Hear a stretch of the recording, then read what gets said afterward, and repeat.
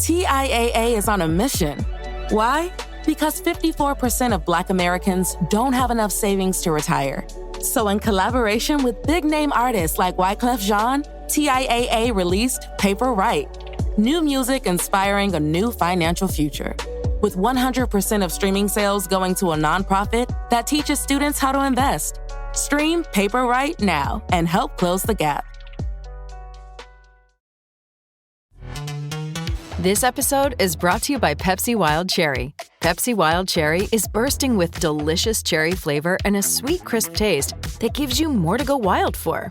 Getting wild may look different these days, but whether it's opting for a solo Friday binge watch or a big night out, everyone can indulge in their wild side with Pepsi Wild Cherry. Also available in Zero Sugar. So grab a Pepsi Wild Cherry and get wild.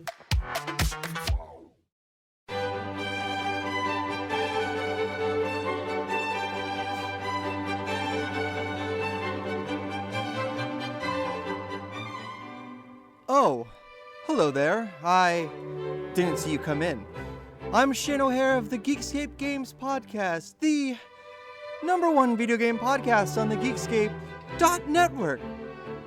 Join myself, Derek Krenevelt, and a guest every fortnight as we discuss video game news, video game reviews, and dissections. That's Geekscape Games every 2 weeks on Geekscape.net.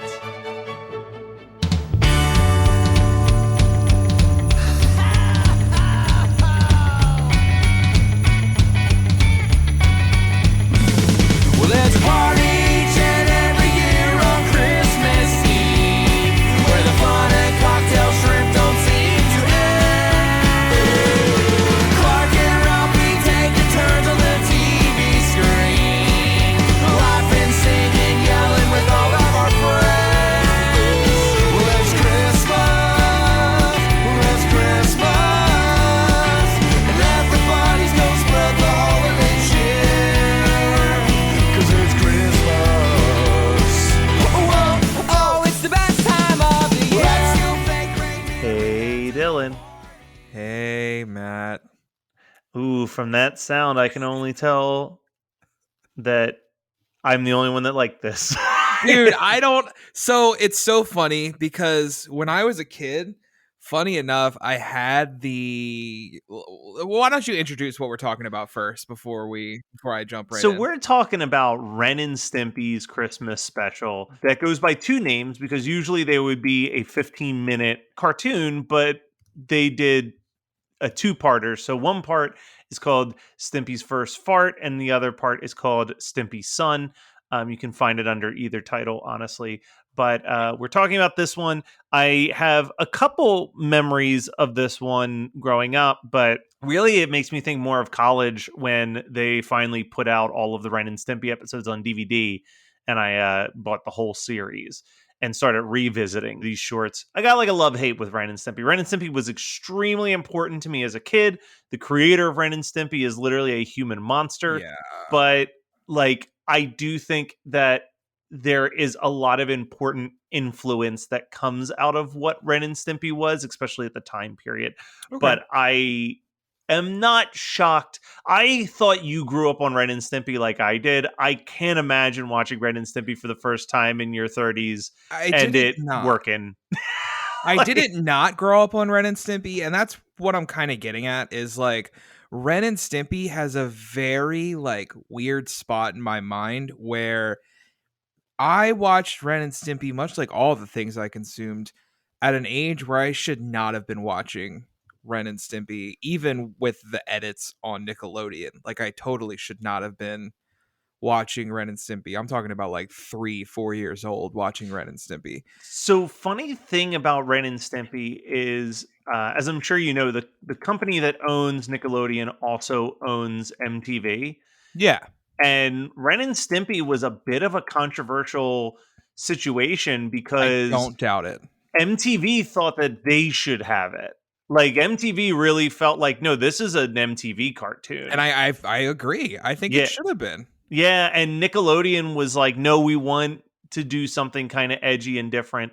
There's a beautiful documentary that I recommend everyone check out on Hulu called The Orange Years. That's all about the entire history of Nickelodeon from its founding, what its philosophies were. Yeah. Oh my God. I might it's watch weird. that shit tonight. Yeah, they interview every creator except for the creator of Ren and Stimpy for some unknown reason. I'm sure we'll get into that. But they do talk about how the attitude of Nickelodeon was that Nickelodeon very much wanted to be the anti-Disney, which was that they felt like Disney was just so safe that they wanted to be producing stuff that was, for the most part, educational, for the most part, kids friendly, but it felt like it was just edgy enough that every kid watching it had a little bit of a sense of, my parents don't want me watching this. I compare it to kind of the early, actually around the same time, like the video game stuff.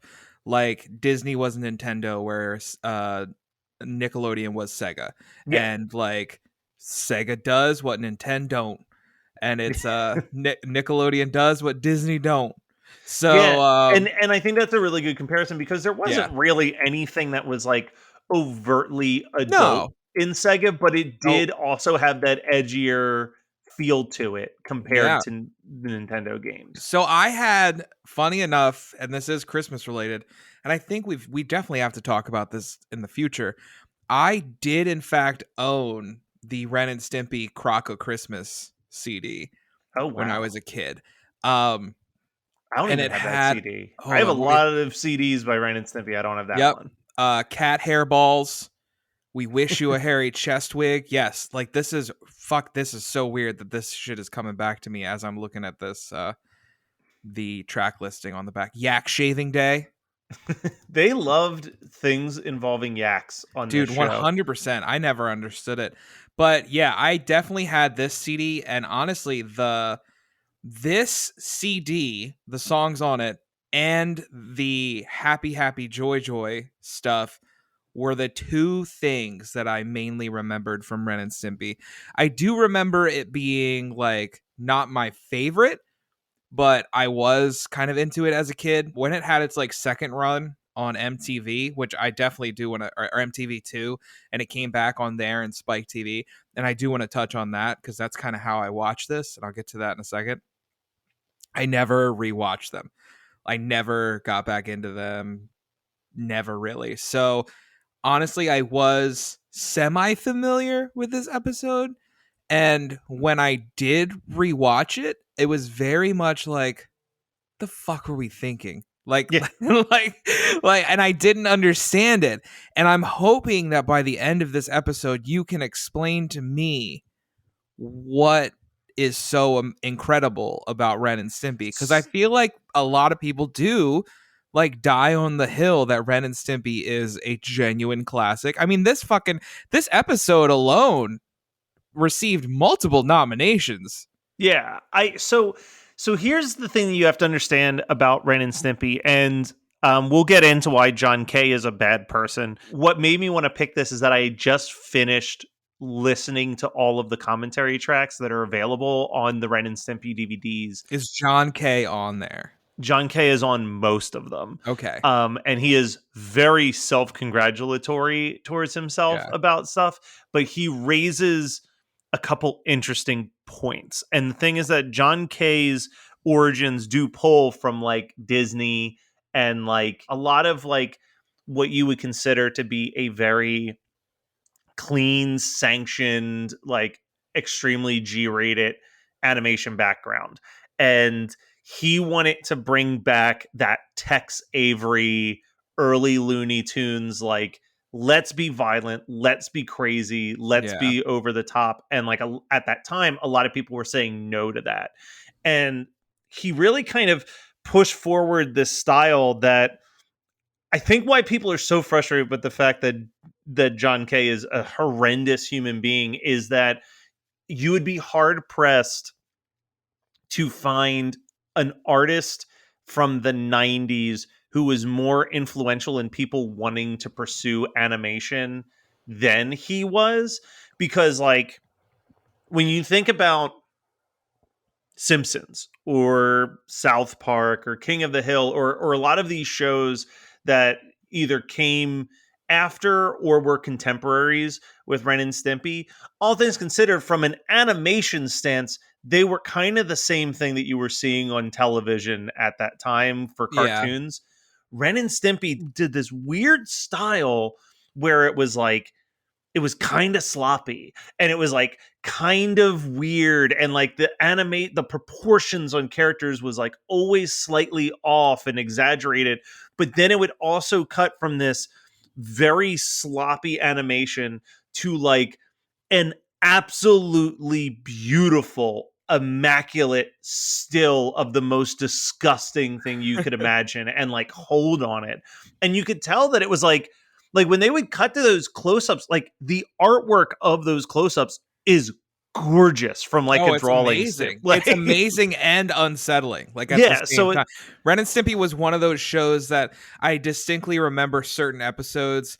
I don't want to say scaring me, but like leaving me unsettled in certain ways. there's the one that I always think of is when Ren's teeth rot out and he's got the nerve Yeah. endings dangling Yep. out of his mouth and he has to pluck each one of them. Like God.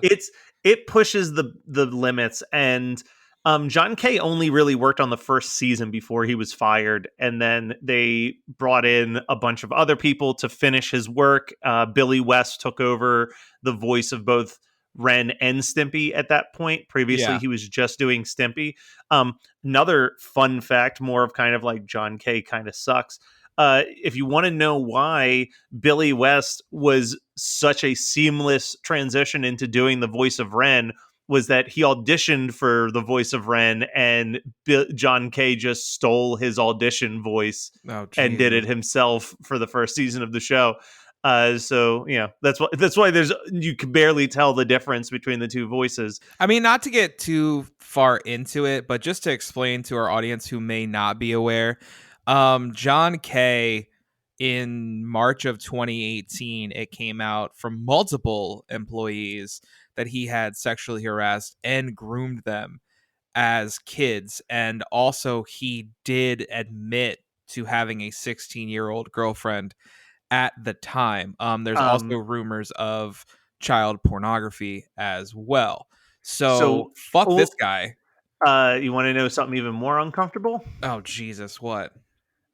His 16-year-old girlfriend is on a couple of the commentary tracks on the DVDs with him. That's unfortunate, man. I was like, that was where I was like, I'm listening to him like, this girl sounds real young on this commentary track. And then like I Googled her name, like I went back to the beginning for when they would say her name, and I was like, oh no, like those are commentary tracks that I'm never going to revisit, but I'm glad that I listened to them. It does give insight to like the artistic side of the show. And this is a tough one. Like I feel like I am very good at being able to kind of parse out the like separating the art from the artist. And in my brain, it's always like, if I liked it before I knew the person was a piece of shit, I will continue to like the stuff for the reasons that I liked it. But I absolutely won't go and support the other shit that they do after I know that they're a monster. You know what I mean? Like John Kay's still out there making shit. I could give a fuck less about it. Is he? They haven't like pulled him from literally everything. I know he's not involved with, apparently we're getting a reboot of Ren and Stimpy. Yeah, no, they want him nowhere near any of it. He actually he did a music video for Weird Al, which is like kind of upsetting to me because like that like actually your boy. Really I know. It's probably honestly the biggest blemish on Weird Al as a whole is that he paid John did do Kay a lot money. of work with Tenacious D too. I forgot about that. Yeah, like it's a bummer. It's a bummer. People really like kind of liked and respected him for a really long time. That's a little bit of the background on like Ren and Stimpy, the sense of humor, whatever. So right out the gate, I still think, for my money, this jazz guitar intros theme is still like one of the all-time greats. It is such a great theme song. So I already have written down here, you know, you have these close-up matte paintings, but basically Stimpy's sitting there watching TV and he farts. Yeah. And it startles him and he runs and he talks to Ren. And this is probably Ren is such a funny character to me because he is both this unhinged screaming character He also clearly loves Stimpy, but my favorite version of Ren is when you just see Ren lounging and it's like smoker's jacket, fez, pipe, like just sitting and reading a book. So like him just calmly reading a book in his living room, like that just makes me laugh. That's that stuff where it's like very 1990 early 90s Yeah. humor where it's just like, all right, what's the most over the top version of someone having time to themselves? And it's like, oh, well, they're wearing slippers with a fez, just like reading a book while it's listening Ren to as jazz. Hugh Hefner, basically. Yeah, exactly. Exactly. But yeah, Stimpy's trying to explain that he made a sound. And Oh my God. Ren's just like, I don't know, man. Like, just go find it or something. I don't know, dude. I don't know how I sat there and watched this whole fucking thing. So here's the line that I still think is really funny. Yeah. And is he looks underneath the piano bench to talk to Yeah. his boogers, which is gross. He calls them his nose goblins on a bunch of episodes. Oh my God. But eventually the boogers figure out that he's talking about a fart, and like the one booger looks at the other booger and goes, "He talks to farts, man." And like it's Listen, stoner humor to like it the is. 10th degree. It is. And if I was partaking while watching, I'm sure I would have gotten a kick out of it. But I had watched this, a little peek behind the curtain, literally right after watching Go, and I loved Go so much. And I'm sitting there and I found, sorry guys, I didn't pay for this. I found Daily Motion, this episode on like a Daily Motion clip. And my favorite part of that Daily Motion clip is this was ripped directly from the MTV2 like syndication, Okay. and from like MTV2 in like 2007. So like I'm getting commercials for the original Rock Band game, and I'm getting fucking like touring information for Hatebreed in 2007. And I'm like, dude, I forgot that they used to advertise concerts like on TV and be like, they're coming here, here, and here. I shit you not, 4 commercials for the same Amur album. Like 4 commercials, the same commercial multiple times, 4 fucking commercials for this album. So I was definitely distracted by just the absolute time capsule that was this ripped clip.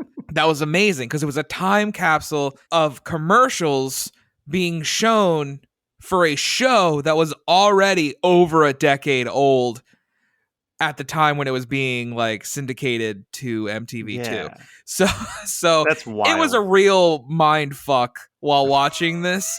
And I did love like some of the lines in it, but it did like solidify that the gross out humor of Ren and Stimpy is just not for me anymore. No, and I think that the gross out humor is weirdly the worst part of the show to Agreed. me, because I think that I do love the absurd humor of it. Like I Yeah. think that we talk about this a lot, like things that exist in such a separate reality than our own. Right. Yeah. So like I love that in the reality of this 22-minute episode, like 3 years have essentially passed in the time that we're watching in this 22-minute episode, but it's just kind of like, it's just kind of there. You know what I mean? So one of the things that I didn't realize came from this episode that I still use a lot, and I don't think my brother's ever seen this episode, but he does it as well because he picked it up from me, is the I don't care. Like saying like that whole like monotone. Yep. Like I used to do that all the time. Be like, what do you want? I don't care. Like, just loved it. I loved it. Like Stimpy falls into a depression. And then like again, the absurd humor of the show is like Stimpy's trying to find this fart. Now he's convinced he's birthed a son. Yeah. And up until this point, the episode is just like, all right, this is stupid. Stimpy just wants to find a fart, whatever. It gets more absurd at the point where Stimpy is depressingly asleep and you see the sad cartoon fart staring at the window, wishing he could be inside. And then you're just like, what is And that's the thing. Like it's watching it and being like, people sat down and wrote this. I don't mean just like drew doodles. Like they fucking wrote a script. Like there was some shit behind this, literally.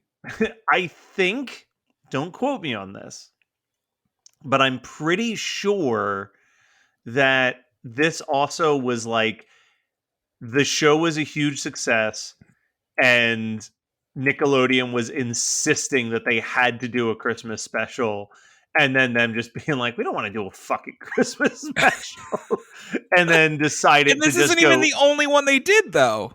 I think it might be. Was there another one? I feel like when I searched this up, there was. This was definitely the first one, and I think this was definitely the, like, you know, the punk rock, like, oh, you want a fucking Christmas special from Ren and Stimpy? You're gonna get one, buddy. Stimpy decides to go out and find his son. There's a scene where he's literally looking at people's butts trying to find his son Stinky, and that's where we get the Santa Claus that he gropes, essentially, and the Santa goes, whoa! Like, the other thing that I love in this particular episode, mostly anything involving the fart, I actually think is really funny, but the voice that they give the fart, the character, when he first shows up and he's just like, oh, I should have never left home. Like, So in my research, can confirm, December 16th, 1995, during the 5th season, the last episode of it is a Scooter for Yakmas. So there is a second Christmas episode. There we go. So I guess I gotta fucking come back to this shit eventually. one day I'm sure we will. But yeah, no. So like, there's a little bit of that. One of the bits that got me chuckling is as well, like now the story has changed a little bit, because now it's not just like Stimpy searching for a fart. The fart is also searching for Stimpy. Yes. And at one point they try to do like this sad, they're trying to tug on your emotions about a fucking fart. Like an anamorphic fart. And I think that's kind of what, like, I went into it, and yes, there were like feel good moments, but I think I watched it with the mindset of fuck you. Yeah. I refuse to give my emotions to this sad fart. All right. So I am not letting this happen. So now here's the thing. I don't think that you're supposed to feel bad even a little bit for this fart, but I think the joke is that they're trying, right? That they're putting in the effort. So it's like all sad. It like curls up between two homeless men. Yeah. And then it turns into the light a match or something. And then it's like an intense scene of him trying to dodge his match. Like, it's all so absurd. It builds to Ren. I wrote, Ren sadly singing "We Wish You a Merry Christmas" is my mood most days. Yeah. So it's Ren. You're not wrong. Ren trying to find, like, he misses Stimpy and he's just like pulling out gifts underneath the bed. He's like, "We wish you a Merry Christmas." Oh my God. Which is, that's me. November through December, you at any moment can find me crying my way through "We Wish You a Merry Christmas." Honestly, that's me March 24th. Stimpy shows up. He's frozen in ice blocks. Yep. But then the fart makes its way there too. And Ren shoves his finger underneath Stimpy's nose. He realizes that Stinky's there, but Stinky isn't sticking around. No. He's getting married. Cora the rotting fish head. The fuck are we watching, dude? You may kiss the cod. Oh my God. And then the bigger confusion is that they honeymoon inside Ren's nose, which is just absurd. But I mean, this was Ren and Stimpy. This was what you knew you were signing up for when you sat 100%. Down to watch Ren and Stimpy. Yeah. So like, I feel like I went into it with soured expectations already, because I knew what Ren and Stimpy was. So it wasn't like I didn't know what I was getting into. I think if I were to, as you said earlier, partake in certain things while watching Ren and Stimpy, I'd be like, you know what? This is pretty fucking good. But I think for the most part, it's not for me right now. I think what interests me more is what it has influenced and maybe the history of the show For sure. versus the show itself. I am looking forward to the day that we do sit down and listen to that Crock of Christmas album because, like, again, I had like nostalgia overload just scrolling through the track list, and it made me actually want to find my old Nickelodeon CD that I had with all the themes on it and stuff because they had some craziness in there. I have You Idiot, which was the first Ren and Stimpy album. Okay. And what's cool about that album, honestly, is that it's got its goofy songs. Yeah. But it's also just got songs that are like 6-minute blues jams and like really good. Like they're good songs. Yeah. And I remember there's like I'm always like, man, if I had a band, the shit that we would do. But like there's like 3 or 4 songs in that movie that I was like, dude, if I was a good guitarist, if I could like just fucking slay on guitar, I would absolutely be like, yo, we're covering these songs. We're covering Space Madness and Fire Dogs, because it is just like a crazy fucking song where it's got like, you got that shit where it's like 3 guitar players that are all playing like the same like kind of complicated lead, but in like different octaves or harmonics. So it like creates this really cool sound. Like those songs are unbelievably good. Yeah, they're not bad. Like a lot of these like early 90s like they people poured their hearts into some of these like novelty albums. It's insane to me. So did you cry? No. How about you? Not at all. I cried more when we hit the commercials and I was like, oh my god. Oh, that is that. Oh, look, commercial for Laguna Beach. Well, Dylan, Merry Fartmas.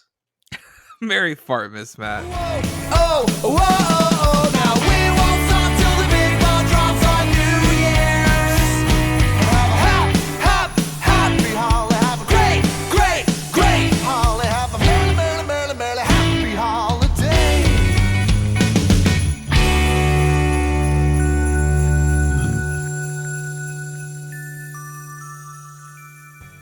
Hey, do you have an idea for a podcast but don't know where to start? Or do you have an already existing podcast that you want to take to the next level? Well, check out WeKnowPodcasting.com. From concept development to theme music to editing to logos, WeKnowPodcasting.com is a one-stop shop for all things pod. Don't hesitate to hit us up. We're very nice. You're listening to the Geekscape Network.